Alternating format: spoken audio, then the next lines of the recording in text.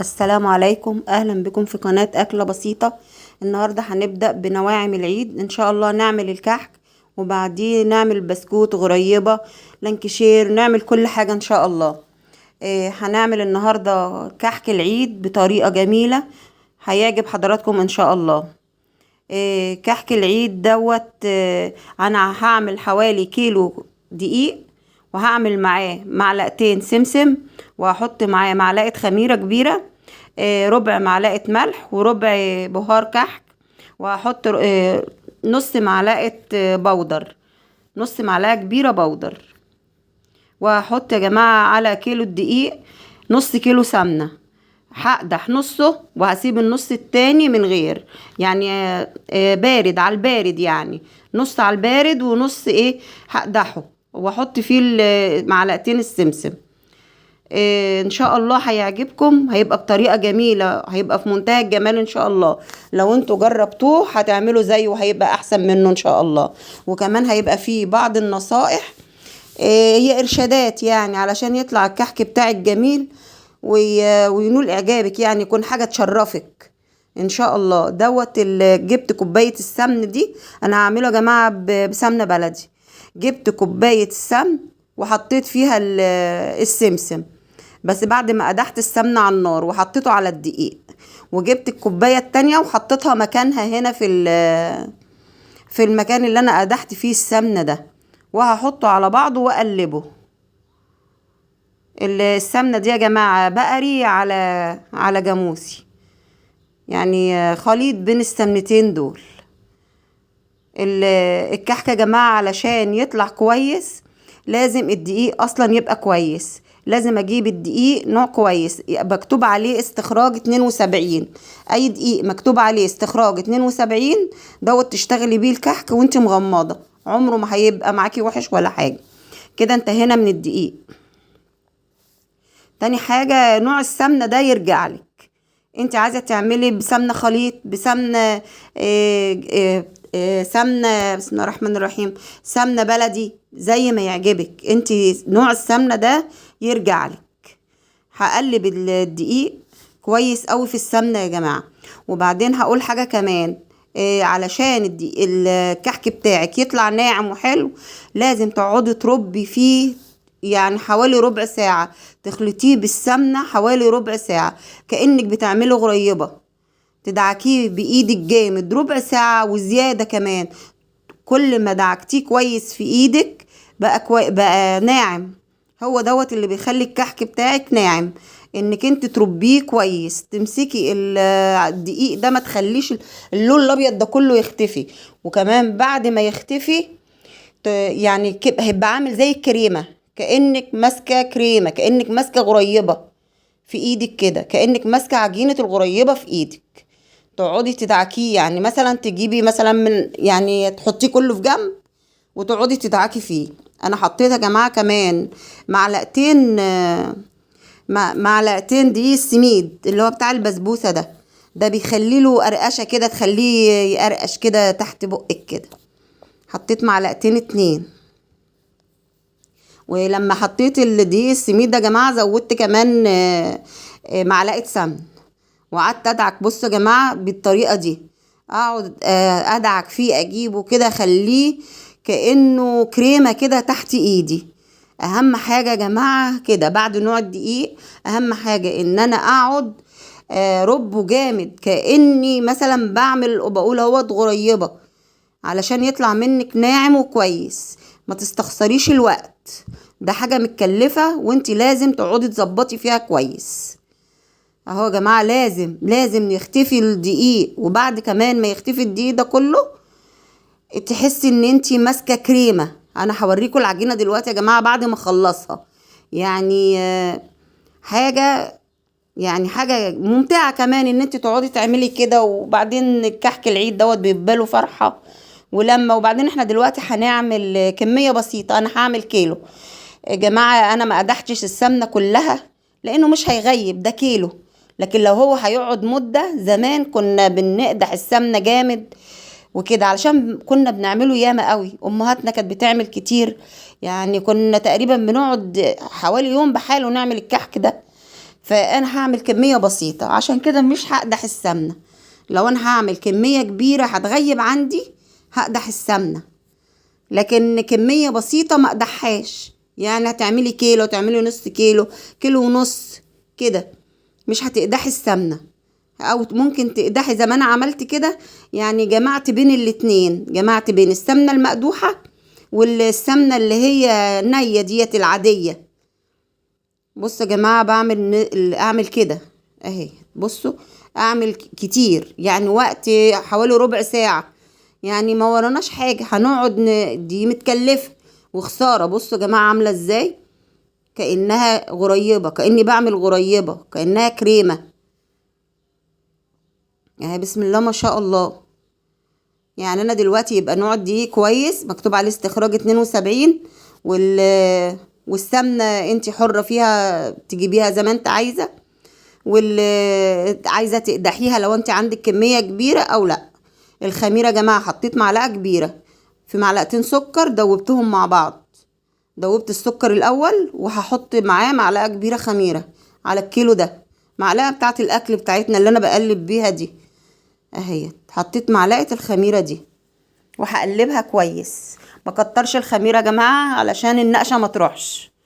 لو انا كترت الخميرة زيادة عن اللازم النقشة هتروح. لكن اهوت هسيب الخميرة دي تتفاعل شوية واحطها، وبرضك هرجع للعجينة تاني. والله يا جماعة انا قعدت اعملها ياما قوي، معرفش كنت فرحانة بيها ولا ايه يعني. اهي هحط بقى عليها الخميرة، وهحط البودر. برضك حطيت معلقة صغيرة بودر،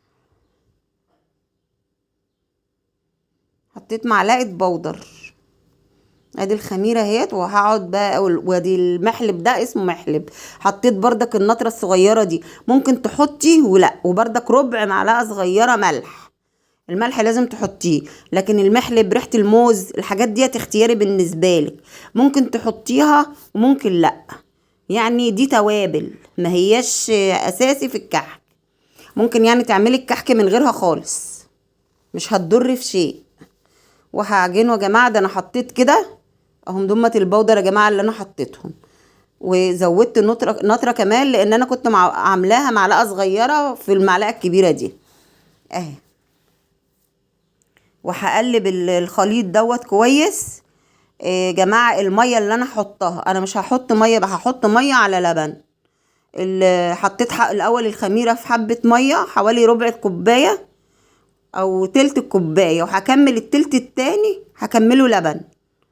يبقى انا حطيت كده كوبايه الا تلت كوبايه ميه الا تلت، يعني عمرك ما هتزيدي عن 200 جرام. المج اللي احنا بنشربه ده في الشاي ده مش هتزودي عنه، ممكن تقللي مش تزودي. وبعدين انت كل ما هتحطي ميه هتشرب، فانت ايه تجربي تمسكي حته في ايدك كده وتكوريها. عايزه حبه ميه صغيرين ماشي، لو لقيتيها مش بتشقق ولقيتيها كويسه شغاله كده، لقيتيها شققت يا جماعه تبقى انت كده محتاجه سمنه مش محتاجه ميه. اهو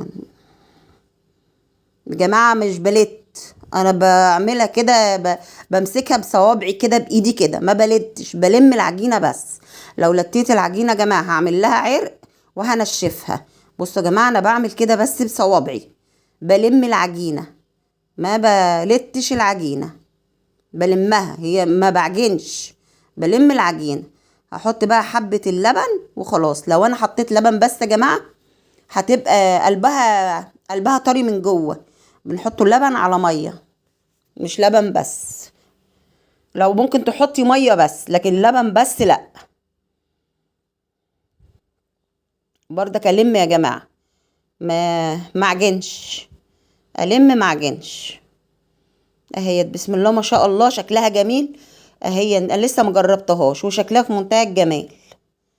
الم بس يا جماعه، باكد باللم بس العجينه علشان ما يبلهاش عرق اهي. الم بس.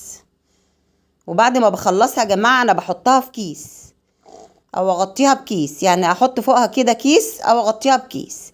انا اجرب العجينه اهيت اشوفها ممكن هتتنقش ولا لا، ولا مشققه ولا اي حاجه. اعملها بايدي كده. بصوا يا جماعه مش مشققه، يبقى كده العجينه ناجحه معايا وكويسه. وطرية في نفس الوقت، وادمجها كده يا جماعة بايدي كل ما اجي اعملها. هي ممكن تنشف، ادمجها كده بايدي اهي. بسم الله ما شاء الله كده بالعجينة حلو. اجرب واحدة كمان اشوفها يعني فيها تشقيق مش هتنفع تتنقش ولا ايه، اشوفها علشان الحاجة يا جماعة خسارة. ابص اشوفها كده هتتعمل معايا تنقش معايا ولا لا. اهي انا بجرب بس يا جماعة، انا كده مش بنقش، انا بجرب بس اهي. بسم الله ما شاء الله جميلة. يبقى كده العجينة بتاعتي ايه، ناجحة اهي. بسم الله ما شاء الله نقشة جميلة هي في منتهى الجمال.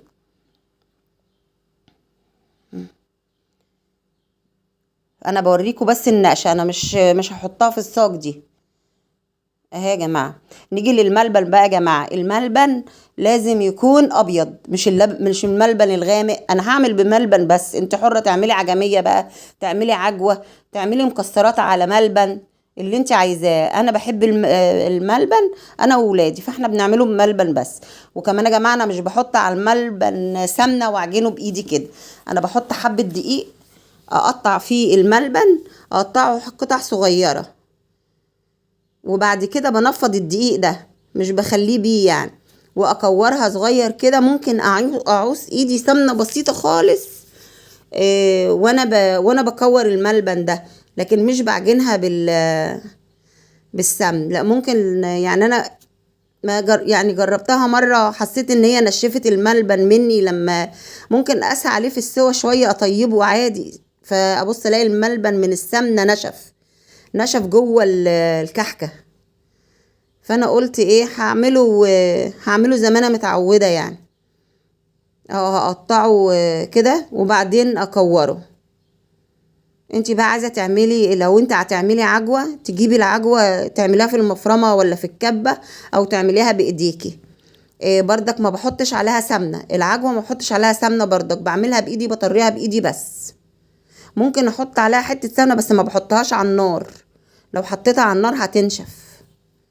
اهو اتمسحت يا جماعه الدقيق، شلت منها الدقيق كله، وهكورها انا بقى صغير كده، وهرصها وهعملها احشي بيها اهو زي ما بوريكم كده اهي. جميله هي بتتكور مني بسرعه. لو مثلا حسيت ان الملبن هيلزق في ايدي، ببل ايدي نطره سمنه صغيره اهو، بكورها يا جماعه وهحشي بقى بيها. هنقش قدامكم كام واحده كده، تختاري بقى انت منها النقشه، تعملي انت نقشه تعجبك كده اهي. بسم الله ما شاء الله يا جماعه العجينه ناجحه وجميله اهي اهي. بسم الله ما شاء الله اهي جميله في منتهى الجمال. لو جربتيها هتعجبك. كل سنه وحضراتكم طيبين. الكحكه يا جماعه عايز القعده على الارض يعني، نحط الطبليه كده ونقعد على الارض كده يعني، مش عايز قعده ترابيزه ولا اي حاجه اهو. بسم الله ما شاء الله. بصوا يا جماعه هعمل النقشه بميل كده من على اليمين، وبعدين اقلبها واعمل النقشه ايه كده عكسها، واعمل التانية برضك من تحت التانية دي كده اهي. بسم الله ما شاء الله نقشه جميله. وبعدين اعملها من تحت بقى كده داير ما يدور، علشان يبقى لها حرف كده، ويبقى لا تبقى جميله ان شاء الله. النقشه يا جماعه حلوه هي ومش هتفك، علشان هي معجونه كويس، الدقيق كويس، مخدومه كويس، يعني النقشه عمرها ما هتفك يا جماعه. هتشوفوه لما يستوي في منتهى الجمال. ادي نقشه، هعيد النقشه تاني علشان يعني ايه نذكر بعضينا كده. انا عارفه احنا ستات البيوت عندنا كلها شاطره وبتعمل حاجات احسن من كده، وكلنا بسم الله ما شاء الله ربنا يبارك فينا، كلنا بنعمل كل حاجه كويسه. ستات بيوتنا بسم الله ما شاء الله عليهم.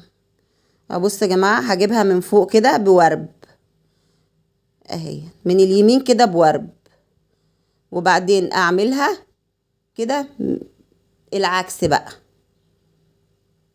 عكسها، وبعدين انزل بيها تاني العكس الاتجاه التاني،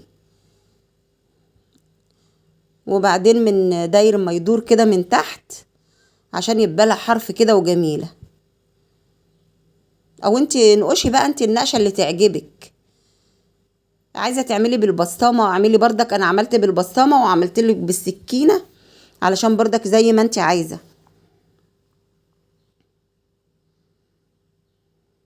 اهو شوفي دي هي جميلة بردك النقشة، هي بردك بعتها تاني.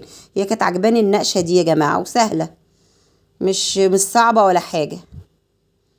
بعملهم عكس بعض كده وانزل بيها من الناحية التانية كده. عايزة تعملي كحك مدور، اعملي كحك مدور جميل بردك. بس قلت منه طلع ناعم، يعني هو ناعم فقلت هيتفتت. ودي لما بيتحط عليها سكر بتبقى جميلة يعني. اهي يا جماعة، هعمل واحدة كمان نقشة تانية. هعمل يا جماعة 3 كده جنب بعض او 4، وبعدين اعمل عكسهم. 3 بردك او 4، وبعدين الفها واعمل عكسهم بردك 3 بردك او 4، وبردك الفها واعمل عكسها 3 او 4. النقشة دي جميلة بردك وشكلها حلو. ومن تحت بردك داير ما يدور كده انقشها اهي. بسم الله ما شاء الله، جميلة جدا. اختاري بقى النقشة اللي تعجبك، او انت اعملي نقشة من عندك، كله جميل. بسم الله ما شاء الله جميلة. اعمل نقشة كمان نفس النقشة بردك اهي. جماعة العجينة تبقى مناسبة لقطعة الملبن اللي انا احطها او الحشو اللي انا احطه يا جماعة، عشان ما تطلعش. انت شفتوا بسم الله ما شاء الله في الاخر ما فيش ولا واحدة طالع منها ملبن ولا اي حاجة. جميلة يا جماعة. نفسي بردك هعمل 3 او 4، واعمل بردك العكس اهون، واعملها داير ما يدور كده. بسم الله ما شاء الله، حاجة جميلة كده. اللي يبقى الكحك منور كده يبقى شكله جميل ان شاء الله.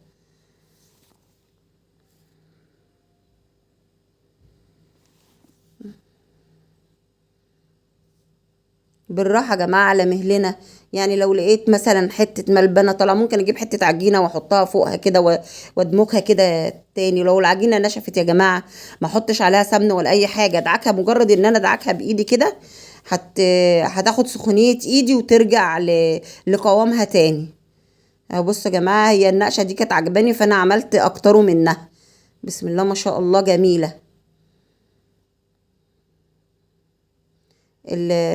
الكحك ده من الحاجات الجميلة، خاصة لما يبقى ناعم كده وحلو. نصبر يا جماعة على الحاجة كده وناخد بالنا منها كويس. الحاجة بتبقى متكلفة وكده اهي يا جماعة. بسم الله ما شاء الله حلوة. هعمل واحدة تانية. هقسمها بالنص. هقسم الكحكاية في ايدي بالنص، وبعدين اعمل تمانيات.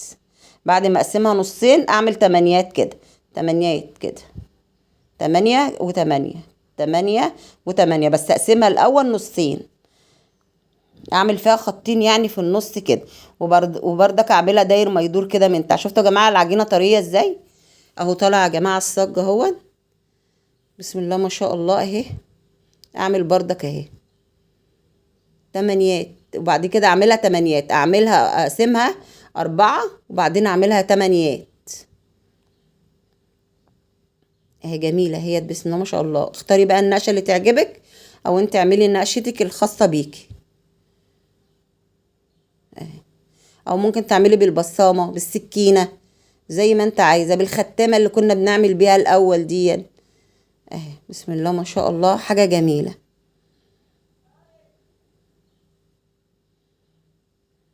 جماعه لو عجبكم الفيديو، ما تنسوش تعملوا لي لايك واشتراك في القناه، وتعليق جميل من حضراتكم بيبسطني. كلنا بنجتهد يا جماعه علشان نرضيكم ونقدم لكم ماده كويسه. فارجو ان انتوا تقدروا اجتهادنا جميعا يعني، مش انا بس. اهو هعمل اللي هي ورقة الشجر دي يا جماعة، هعملها بالطول، وبعدين اعملها بقى من الجنب كده، وبعدين اعملها الناحية التانية برضك زي ورقة الشجر كده بالظبط. شكلها جميل. ورقة الشجر بتبقى كده، ما تحط لها سكر يبقى شكلها جميل جدا. برضك اعملها برضك من تحت كده داير ما يدور كده، عشان إيه يبقى لها حرف كده وجميلة. بص تلاقي الكحكة كلها منقوشة، ما فيهاش حتة ما فيهاش نقشة. بسم الله ما شاء الله جميلة. اعمل بالسكينة يا جماعة، لو مفيش منقاش مفيش حاجة توقفني يا جماعة. لو مفيش منقاش اعمل بظهر السكينة كده اهي، واعملها بالورب اهي في منتهى الجمال والله. وبالختامة، بس هي الختامة ما كانتش، هي مش هتروح النقشة منها، لكن ما كانتش باينة يعني. اما يستوي هوريه لحضراتكم ان النقشة في الختامة برضك موجودة. انا دخلته النار يا جماعة على درجة حرارة اللي هو 180 لو هو مش محشي يا جماعة، لكن لو هو فيه حشو ده فيه ملبن دخلته على 160. درجة الحرارة 160، قعد حوالي تلت ساعة او نص ساعة. وبرضك اخد بالي معرفش اللي هو الفرن درجة حرارته واطي من ناحية من جنب كده. وسبته لما برد يا جماعة، ما حطيتش السكر الا لما برد شوية. سبته لما برد وجبت السكر ورشيت عليه كده. كده انا هشيله يا جماعة يعني، كده خلاص انا كده هشيله.